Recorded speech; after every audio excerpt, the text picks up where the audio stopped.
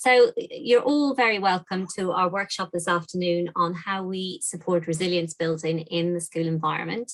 My name is Dr. Tamara Scully. I'm a clinical psychologist in the Psychology in Schools team, and I'm joined today by Dr. Beth Mosley, consultant clinical psychologist in the Psychology in Schools team. So what we are hoping to cover today is thinking a little bit about resilience, what it is and why we think it's important.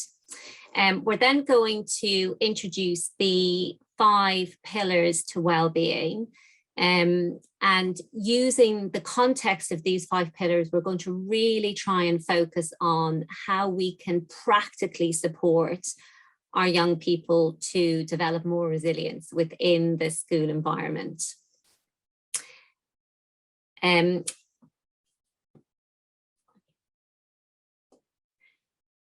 Beth, I'm not sure that's the right Slido. I think that may be because it's not being edited correctly tomorrow. So if you say out what it is, so the actual question is, what are your worries for your students as we start the new school term? So it'd be really helpful just to get an idea of what the worries are as we kind of start this new year. I guess particularly given that we are still managing a pandemic and all of the disruption from over the last 18 months. And yeah, so changes with regard to COVID, transition for year 7s without any induction support. Yeah, and I think that's a really helpful thing to mention. I think that transition is hard, and I think without the induction support, it is going to be more difficult for some students. Getting used to new classrooms and new teachers, yeah, and definitely young people that I've spoken to over the last few weeks. There's certainly a lot of the things that you're mentioning really resonate with their concerns as well. That they're going to be anxious about coming to college. That's great, thank you. It just gives us a sense of some of the things that people are kind of holding in mind as we go back into the school year. So just to kind of kick us off, we're just going to have a bit of a think about what is resilience and kind of why it matters. And I guess it's, we all face challenges. Some of them are small and surmountable, and, some of them are bigger and not so easy to manage. And I guess what resilience is about is it's about experiencing these challenges and still being able to kind of remain upright and kind of keep moving in the direction that you want to move in. I think it's really important to recognize that resilience is not about never feeling frightened or scared. They are very normal reactions to things that we find challenging. And it's definitely not about kind of clearing all of the adversity out of the way for our students. I mean, which is something that's not even possible. But what it's actually about is encountering challenges and feeling those really healthy, normal emotions like anxiety or anger or fear or frustration, and kind of being able to keep going anyway. And I think, the really good news is that resilience is something that can be nurtured and kind of grown over time. All of us, I imagine, have often heard conversations that go something like, oh, don't worry, that student is very resilient. And, while it is true that some students find it much easier to bounce back than other students, resilience is actually something that can be cultivated all the way through our lives. So, one of the really exciting things we kind of know about the brain now is that it changes based on the experiences that it's exposed to. And what this essentially means is that with the right experience, we can support our students and ourselves to build more resilience. And I just put a final comment on this slide about, we can't build resilience by just being tough. And, we know that rules have to be followed, and we know that boundaries need to be held, particularly in a school environment. But we also know that discipline and boundaries can be much more effectively implemented if we start with connection and empathy. And we're going to touch on some of these things as we kind of go through the workshop. Because what we want to really think about is the experiences that are important in order to facilitate that resilience building. And just before we kind of move on to that, I just wanted to mention temperament. So, while we all recognize that resilience isn't something we're born with, it is really important to take into consideration the individual temperaments of our students. And I'm sure all of you as parents or teachers can kind of resonate with the phrase, my children or my students are just so different. And I know I certainly can with my own children. And, some children will experience a significant challenge. So they might have practiced really, really hard to get into a football team, and then they don't get in, and they're going to feel kind of sadness, maybe some anger for a little while. But not that long after that, they'll probably be able to kind of pick themselves up and kind of move on with other things. But then you'll have other children or young people who don't get into the football team after loads and loads of practice. And actually, for this young person, it might be a really significant challenge. And it might take them a much longer period of time to be able to kind of re-engage and move forward.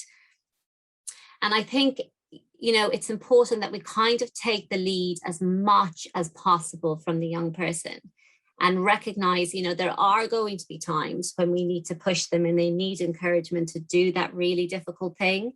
But there will be other times when they need to be cushioned a little bit, and it's just holding those individual differences in mind. Thank you, Beth. So for the next part, Beth and I are going to talk through these 5 pillars. So what we know from the research is that each of these 5 pillars play a really important role in developing our resilience and our overall well-being. So essentially, I guess these are kind of the things that support our young people and ourselves to kind of move from a position of surviving into a position of thriving. So if you can go to the next slide, Beth. That's lovely, thank you. So first of all, we're going to start with relationships and why they matter. So we know that relationships are the cornerstone of resilience. And it's interesting because, often when we talk and think about resilience, we often kind of think about independence. But resilience is very difficult, if not impossible, to build without safe, positive relationships with the people around you. And, these relationships can be with anyone in the life of the young person. So it can absolutely be parents and carers, but it can also be teachers and teaching assistants and coaches.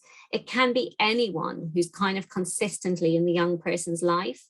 And this is an area that has just had a massive amount of research, and the research is really clear that if our young people have one consistent supportive relationship, this one relationship will really increase their ability to kind of manage those inevitable challenges. And I think within the context of school, we know that school staff are incredibly well placed to provide that kind of additional, or for some people, or for some young people, actually the only source of a positive, validating relationship. And, I'm sure all of you on this call can remember a teacher whose company, whose relationship you really valued when you were a student. And it's very common for these relationships to have been very influential in our lives. The other thing we know about safe, stable relationships is that they act as a counterbalance to adverse experiences across the lifespan.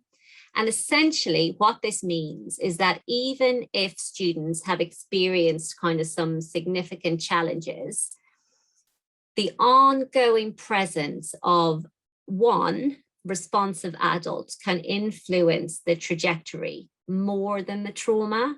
And this is kind of the inherent power, I suppose, that we have in these positive relationships.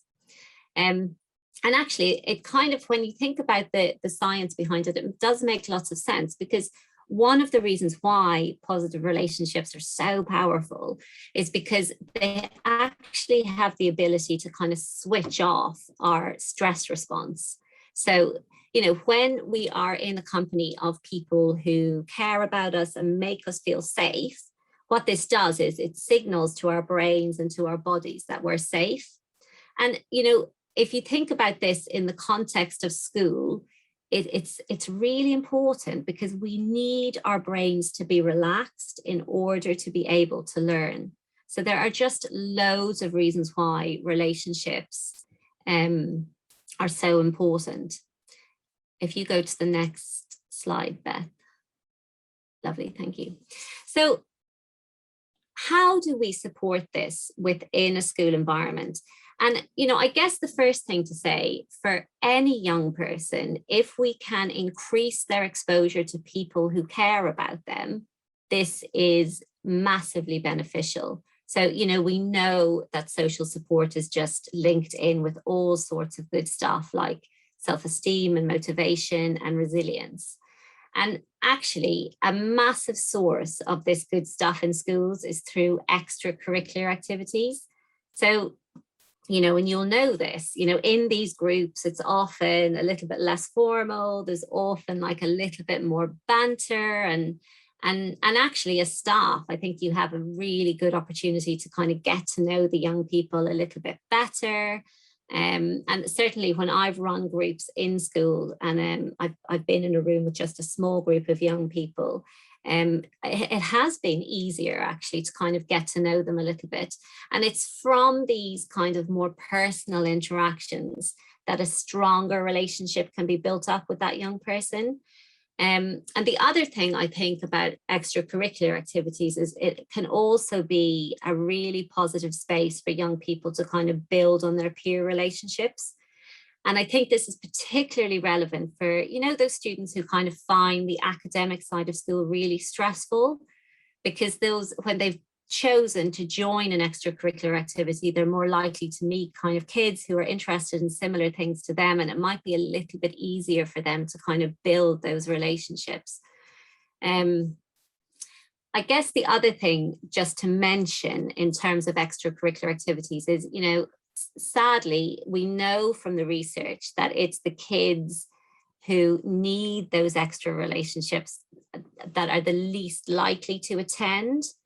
So I think it's just something that's really helpful for schools to kind of hold in mind about how they can kind of open up the access to those activities and make it easier for some of those vulnerable kids to be able to attend. Then there's a quote on there from Dr. Karen Thraisman, who's a clinical psychologist in the UK, and she talks about every interaction being an intervention. So, you know, while we recognize that extracurricular activities have a lot to offer, all students, no matter how well we facilitate them, are not going to access those extracurricular activities. And actually, we all have interactions with students all day, every day. And every interaction with our students, so how you greet them when you're coming in, when they're coming into your classroom, how you say hello when they're coming in for an extra session in maths, how you respond to them when you see them in the corridor, how you respond when they tell you a little bit about their weekend. It's these very small micro moments that over time build those strong, positive relationships for our young people. And, you know, I love this quote because sometimes I think we can kind of think that we need this kind of massive investment. We need to really get to know our young people and spend loads of time with them. But actually what we know is that it's those very small positive interactions is where the relationship begins to thrive over time. And it's just a really helpful thing to kind of hold in mind when you're welcoming students kind of back into all of your schools over the next week.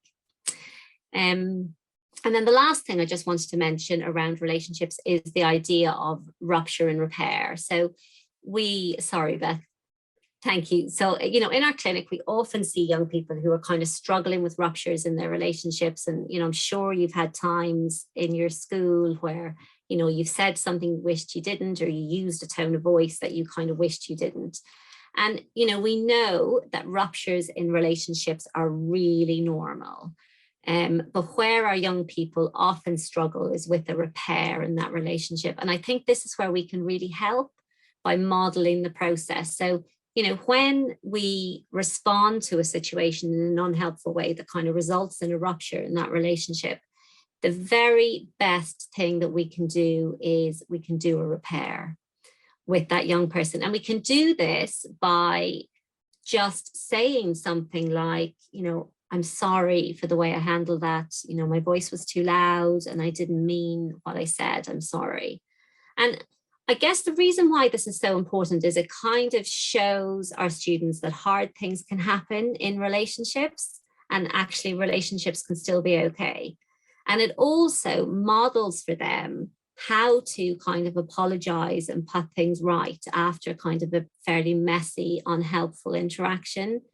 Now I get that for lots of us, this can feel really daunting and unfamiliar, and it's understandable, like apologizing for something makes us feel very vulnerable.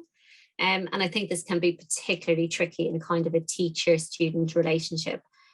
But I guess what we know is that rupture followed by repair, what we know is that it deepens the connection and trust between you and the student. And this will go a really long way to kind of supporting their resilience. So I think, Beth, I can't see the presentation anymore, but we were going to go on to a Slido.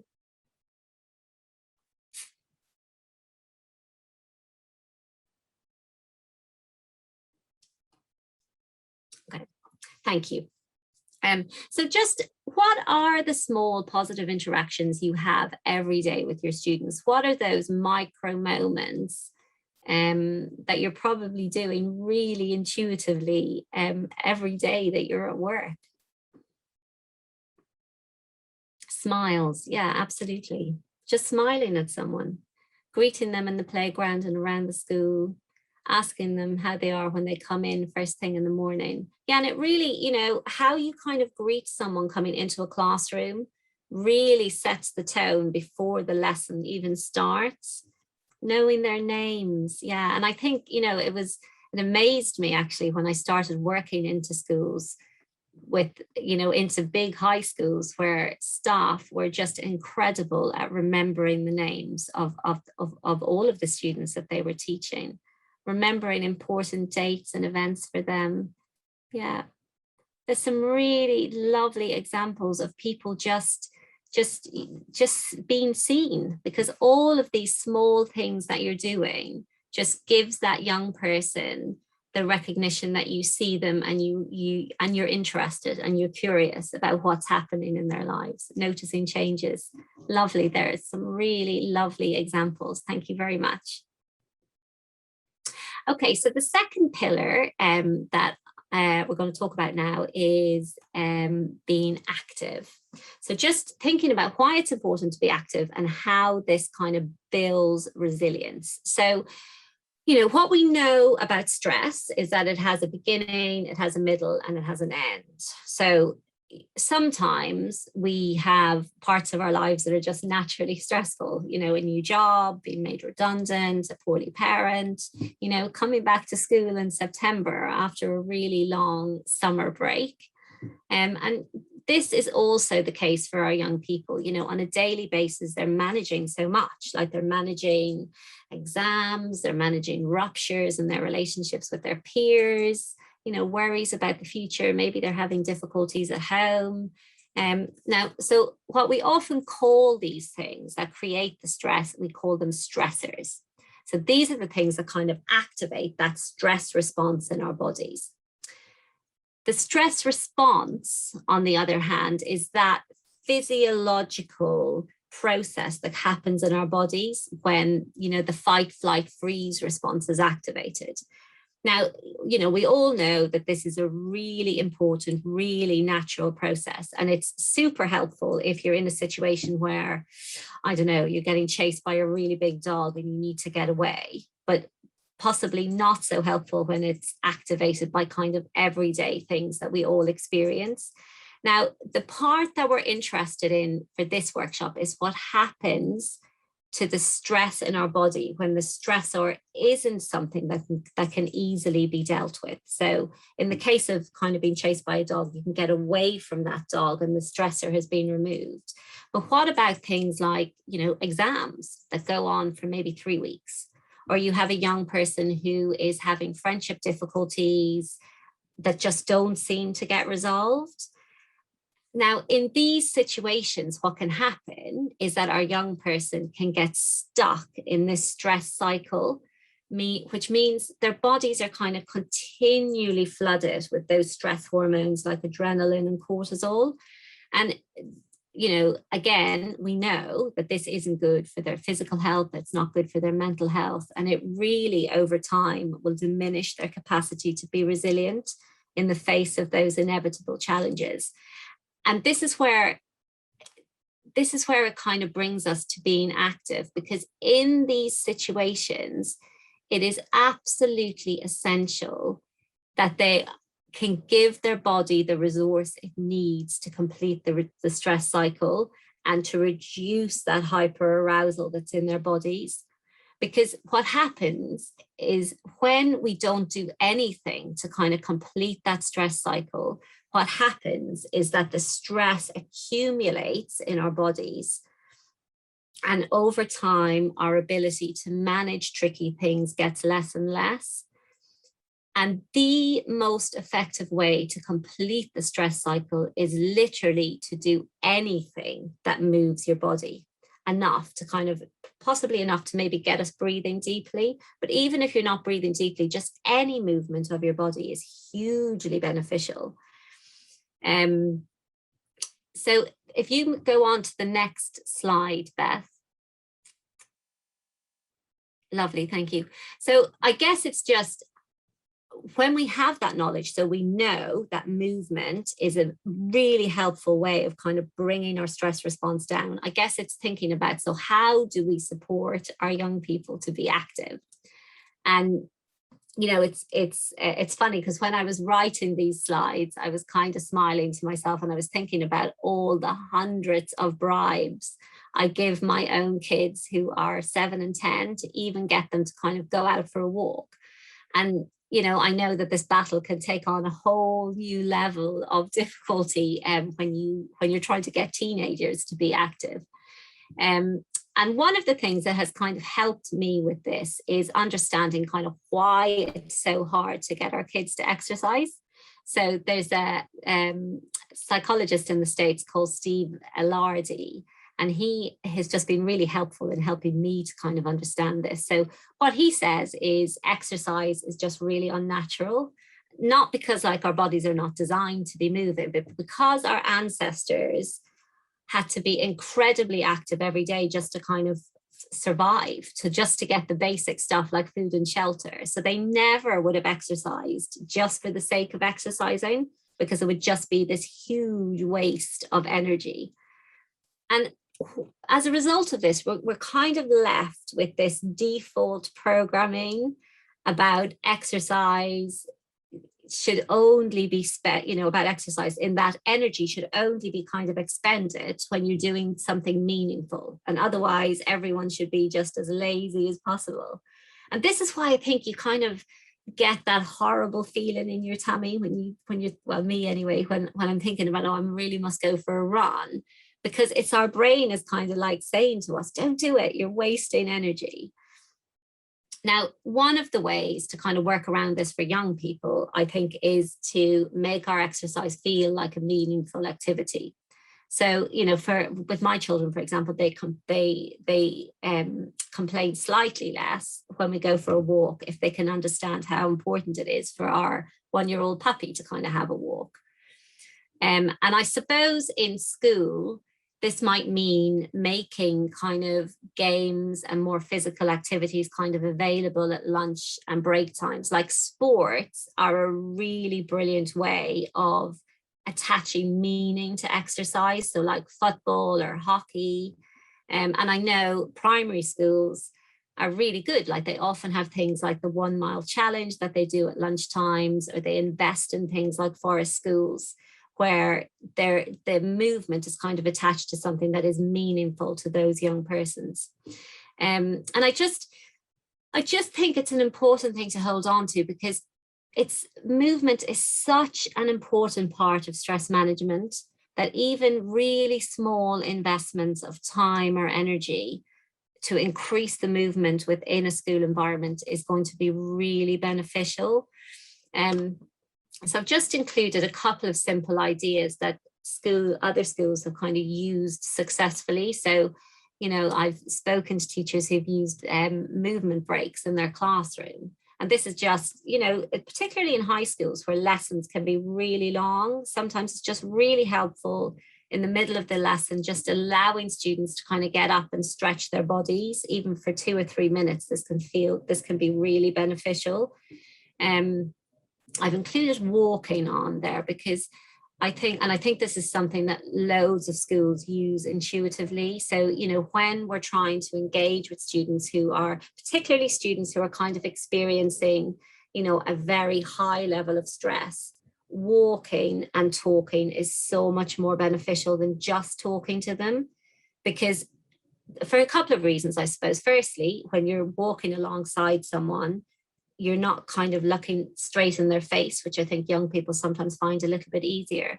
But also the actual act of walking will in itself reduce the hyperarousal that the young person is experiencing. So it's just a really helpful thing to hold in mind, particularly if you have a student who's very aroused. And then just a quick reference really to behavioral policy. So I know that there are lots of schools out there who don't do this. I know there are some schools who do.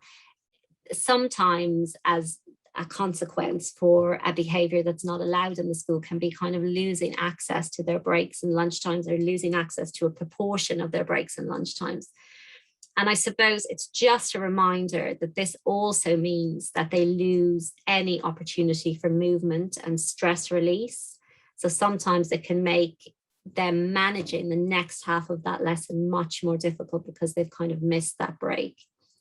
And yeah, the other thing I just wanted to briefly mention was mobile phone usage. So, you know, we don't have any kind of definitive data on mobile phones, but, you know, anecdotally, many schools have told us that once they banned mobile phones, there was a general increase in movement during breaks and lunchtimes.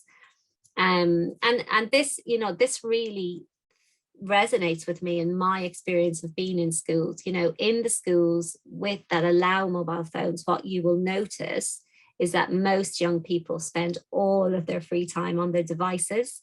And this acts as such a natural barrier to any kind of movement in school. So it's just something that's worth kind of bearing in mind. Okay, so now I'm going to hand over to Beth, no, we're going to do a Slido before I hand it over. So yeah, it would just be really helpful to hear in what ways are you already supporting your students to move within the school environment? What are the things that you or your school are already doing that allows kind of movement within the school? Take a therapy dog for a walk. Oh, wow, I love that. Movement breaks, yeah, great. Lunchtime walks, yeah.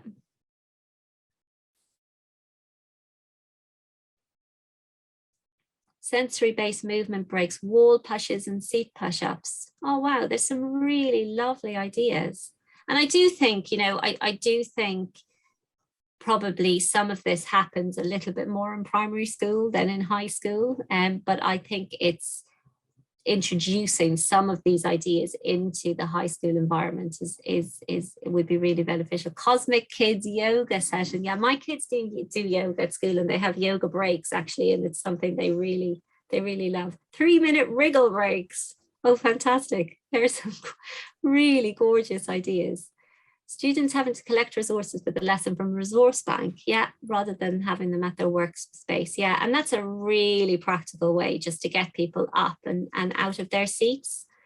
That's brilliant. Thank you so much for those ideas. Okay, I'm going to hand over to Beth now, who's going to take you through the final 3 pillars. Sorry about the PowerPoint mess up. I just had to quickly edit some things. So the next section is really thinking about being in the present moment and why this is really important. And this is a massive challenge in young people's life outside of school.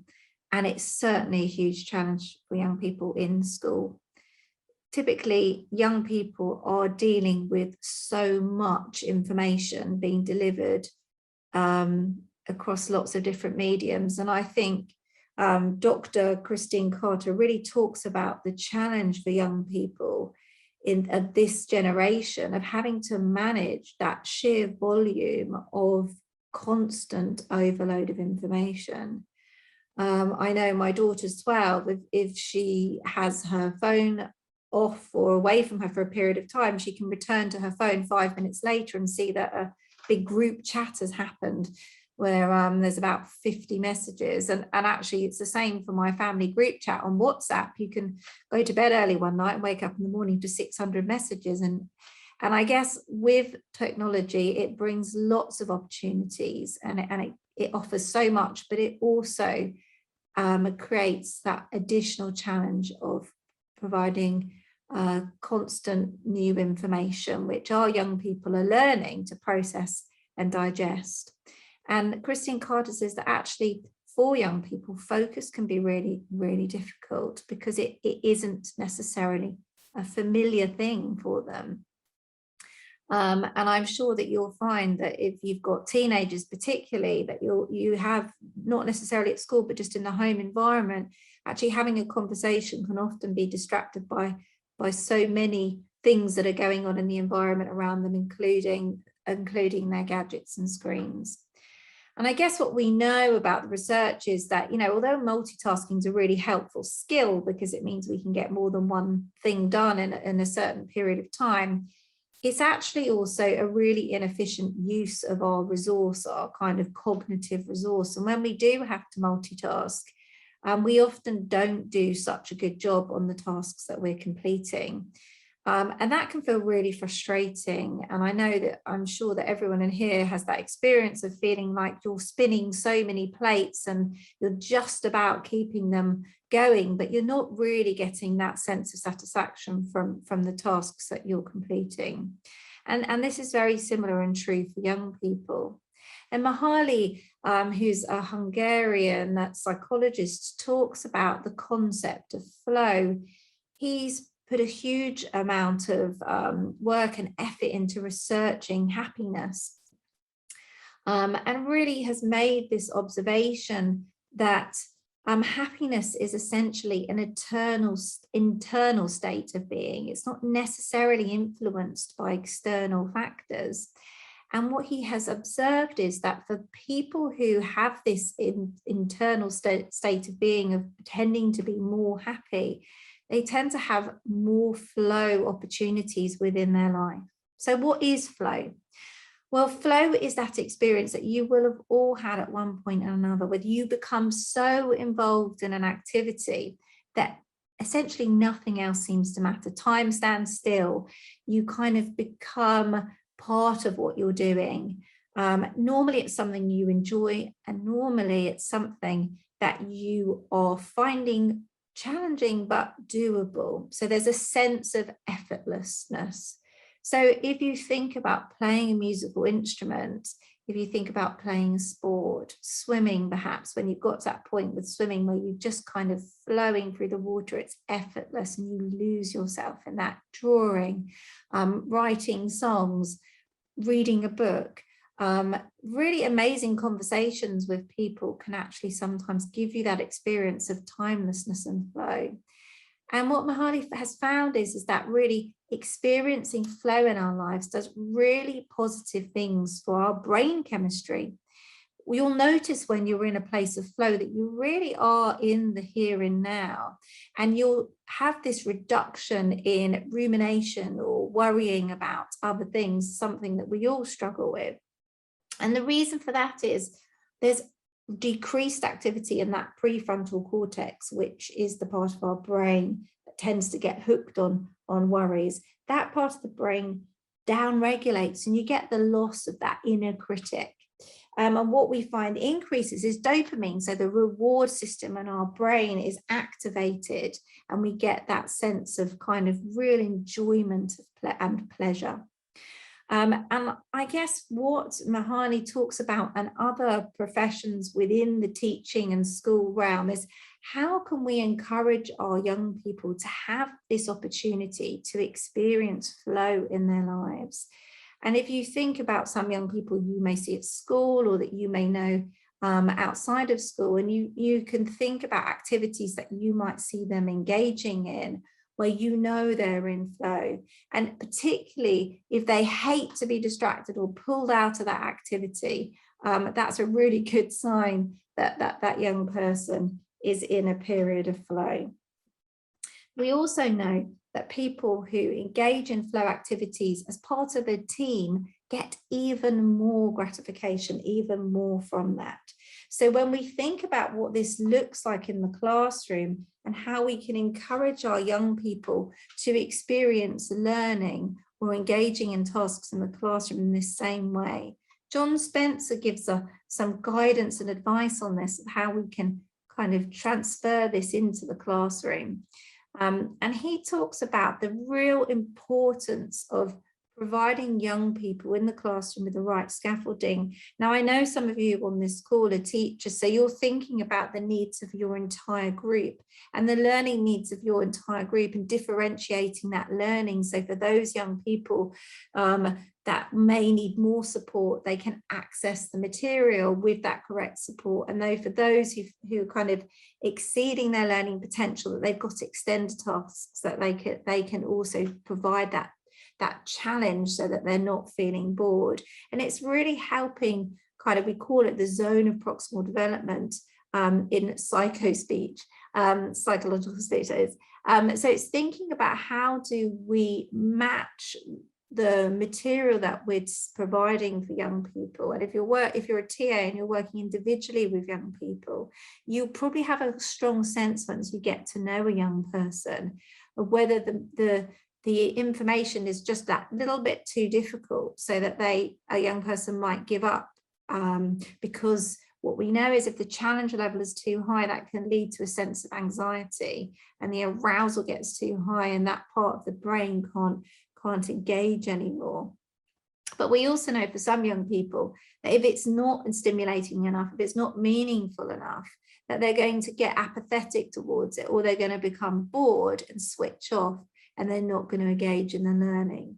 So making sure that we're thinking about what the needs of the young person are and how we can connect the information that they might be accessing so that it meets their needs can make it much more likely that a young person is going to be able to engage with that learning and potentially enter into that zone, really.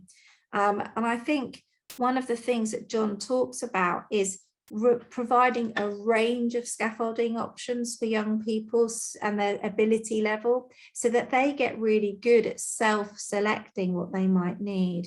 And this might be in the form of kind of sentence stems or graphic organizers, or it might be just the way that you're talking with young people and the options that you're giving them. And knowing how to ask for help, I guess, and knowing how to ask for more or extended tasks is really important.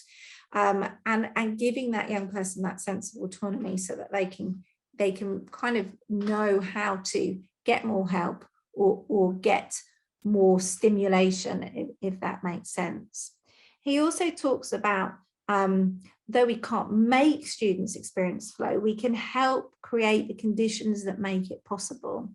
And by tapping into young people's intrinsic motivation, because when you're engaged in a flow activity, I'm sure you can think of times that you were engaged in flow activities, it's normally in something that you enjoy or something that you love, something that has meaning for you.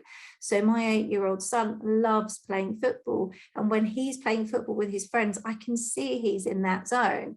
My 6-year-old son hates football, and you know, no matter what happened on a football pitch, he wouldn't be able to get into that flow zone.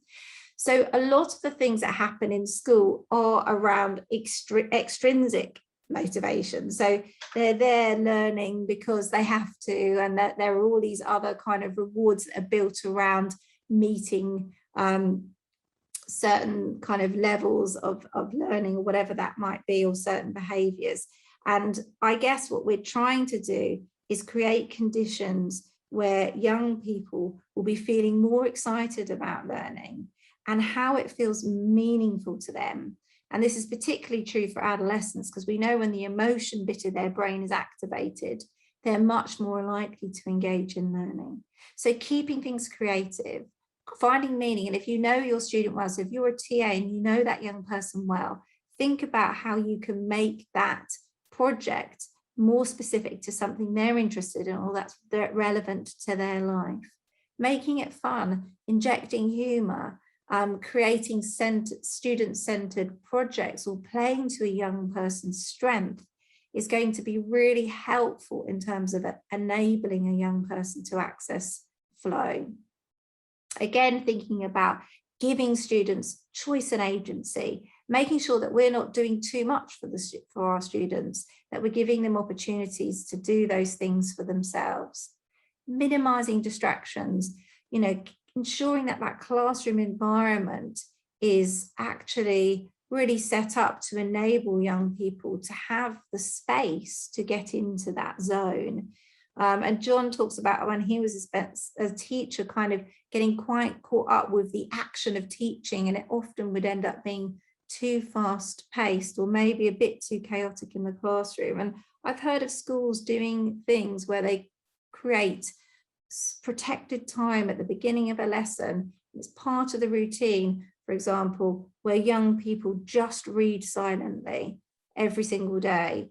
And that really is very much enabling young people to develop focus and to develop flow. So thinking about how we can, especially for young people who might easily be distracted by what's going on around them, to create that space in our classrooms.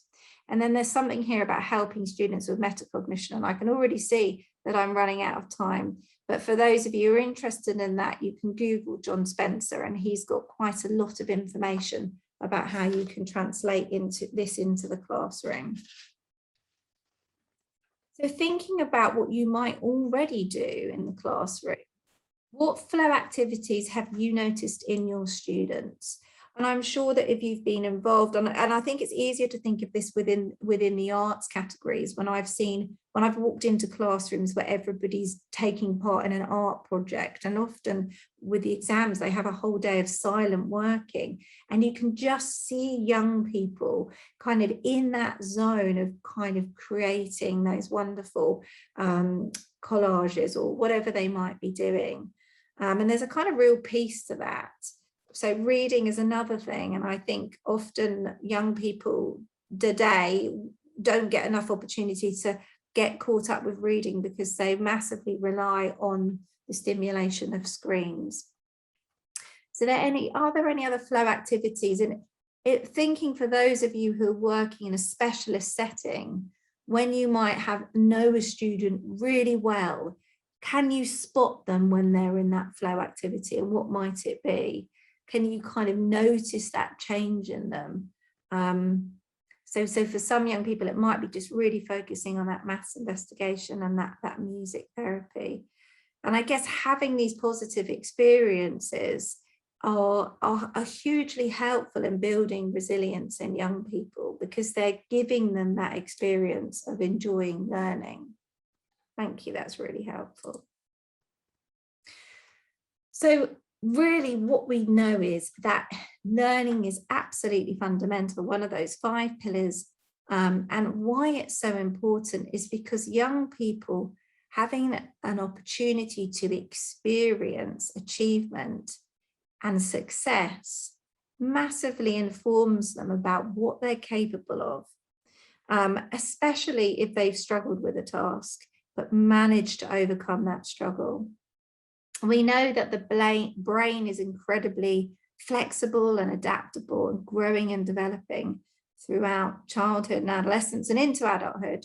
But there are so many opportunities for young people to develop their neuroplasticity and their learning during this early time, which means that new information essentially helps their brains grow.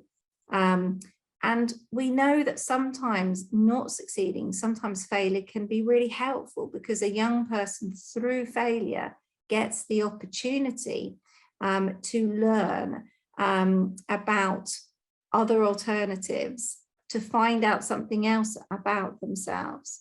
But we know that repeated failure is unhelpful and can often lead young people feeling defeated and underconfident and unable to take the risk of being vulnerable and trying. Learning in itself is acknowledging you don't know something. It creates a huge amount of vulnerability, really, just the process of learning. And so for many young people who struggle with learning or have had experiences of repeated failure, that vulnerability can feel intolerable.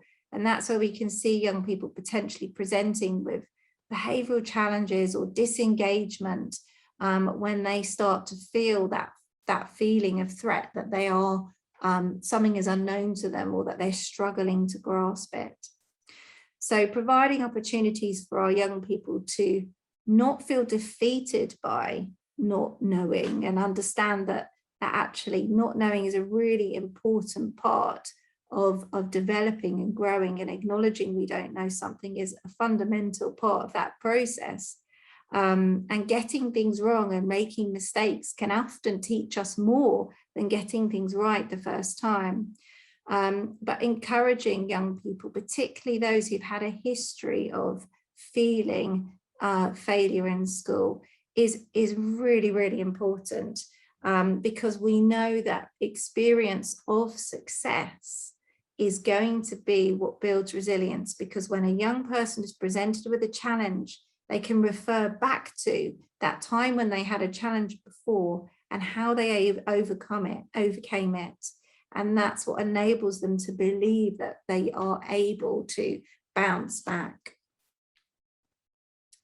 So how do you think that you might already, or that students can be supported, particularly those who may have had that experience of struggling at school or had repeated sense of failure? How can we, in the school environment, encourage them to experience more success, do you think?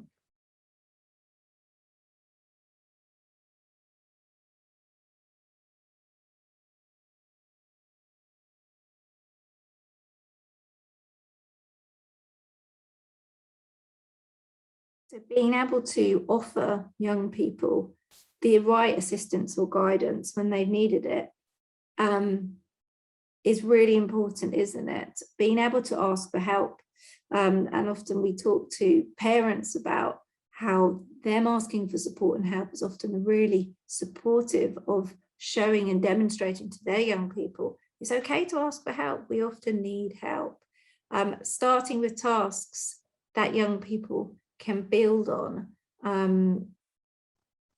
which are going to help be in their right zone of proximal development, so that they have that opportunity for success.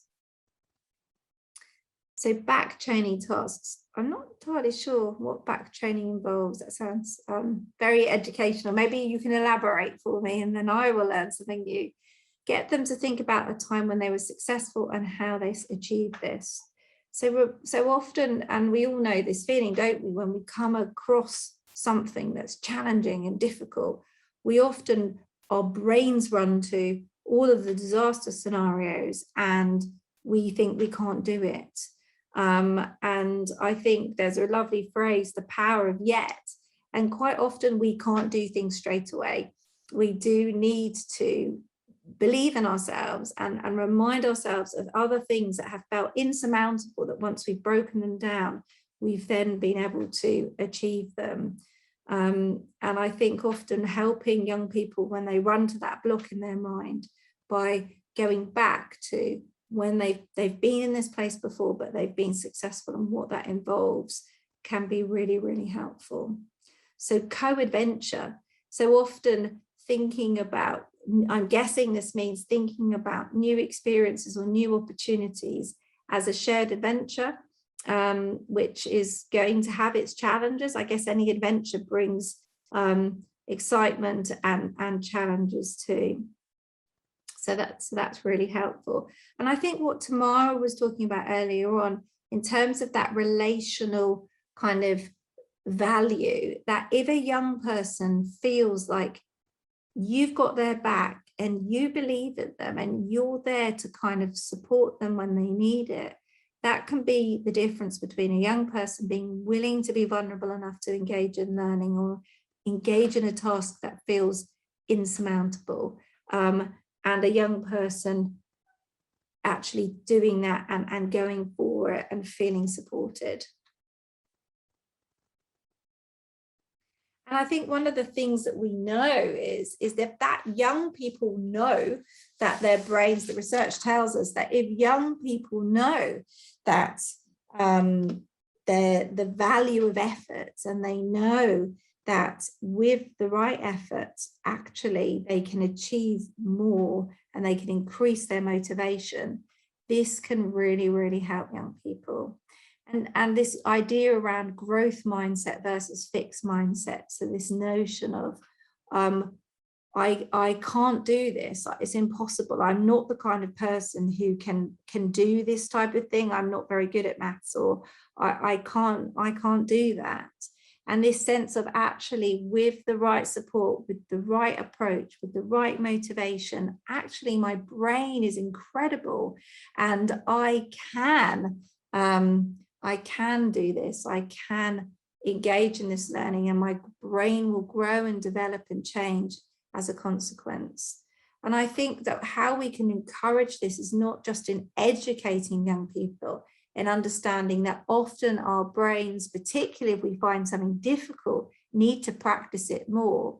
You know, even incredibly talented people who, you look at any of the stories of people in the Olympics or the Paralympics recently, they would have all had a huge degree of commitment to practicing, even if they were talented anyway.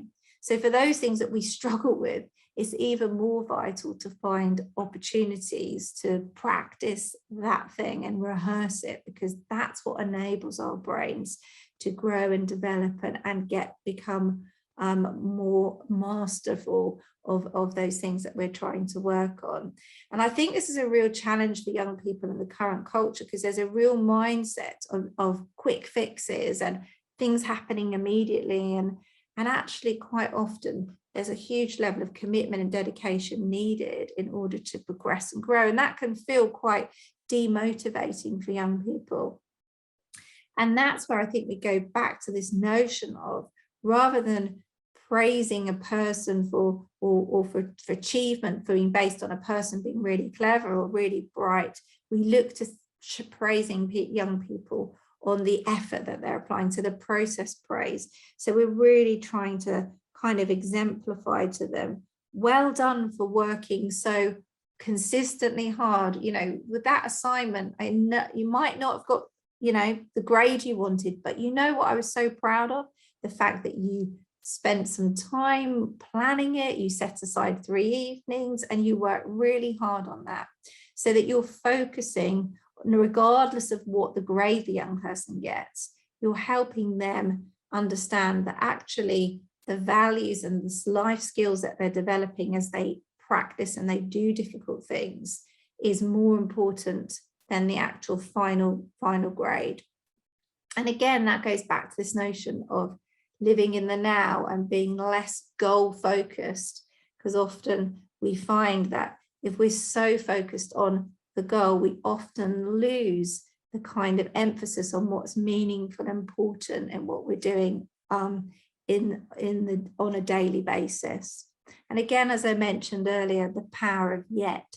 So the notion of I can't, we just add that tiny word yet, then it really is, it changes it, because it takes us towards feeling like we have a sense of agency. This is something we can work towards. And I guess a really important thing to hold in mind is that our motivation to do things is going to be driven by our passions and our interests and what's important to us.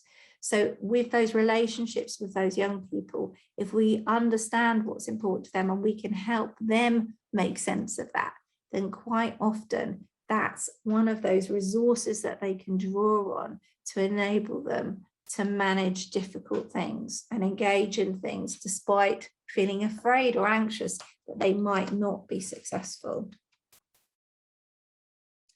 And the last point on the pillar, as we have 1 minute to go, is the enormous benefit of kindness.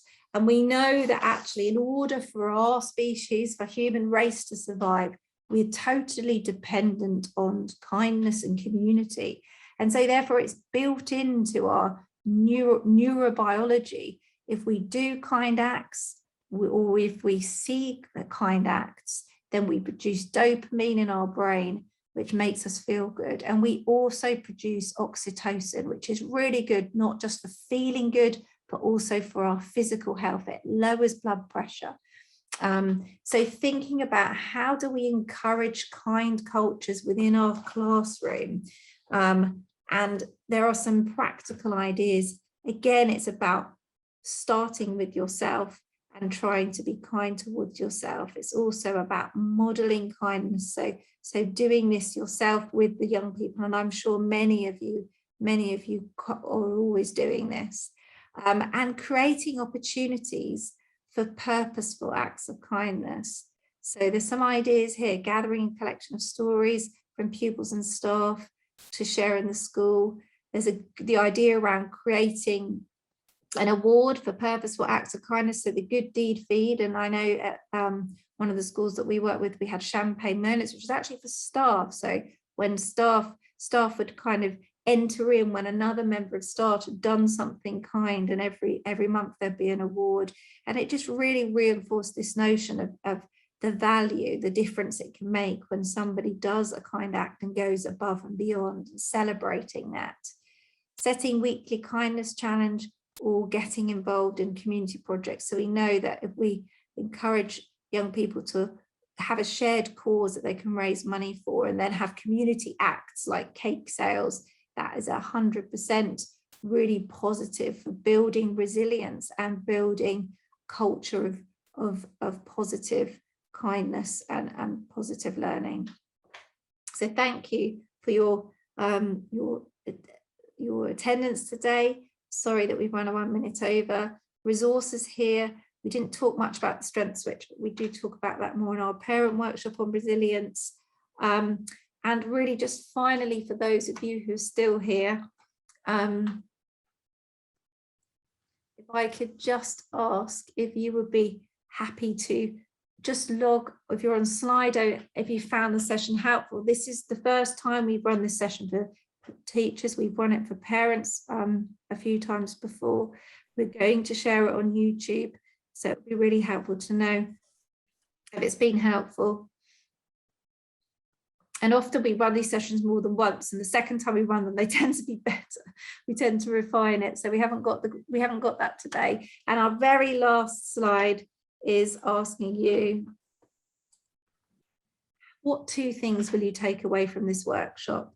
This is really helpful for us, because it means if we ever have to cut this workshop down, we'll make sure we don't take those 2 things out, because normally the audience tend to agree on the 2 things. And also it's helpful for you, because if you're going to go away today, we've just bombarded you with 60 minutes of information. We know in terms of human behavior, if you can define 1 or 2 things that you're going to take away and give a go, that can be really, really helpful in terms of you actually practicing that or doing something different in your practice. So Flo, That's great. And if you wanted to, I feel like our resilience workshop, I described flow so much better in our parent one, impact of movement on stress cycle and flow again. And I think we must think about flow, not just for young people, but for ourselves as well, and making sure that we have enough of those flow opportunities. And it's amazing to know the science is there and that this is linked to happiness. So it's really important for all of us, really. So thank you so much for your attendance today, for contributing through Slido. It's been great to have you here, and we wish you well for the term ahead. It brings much uncertainty, I'm sure, and some excitement, hopefully. So we hope you have a really good term, and that we get a little bit of sunshine in September to make up for the dreadful summer so far.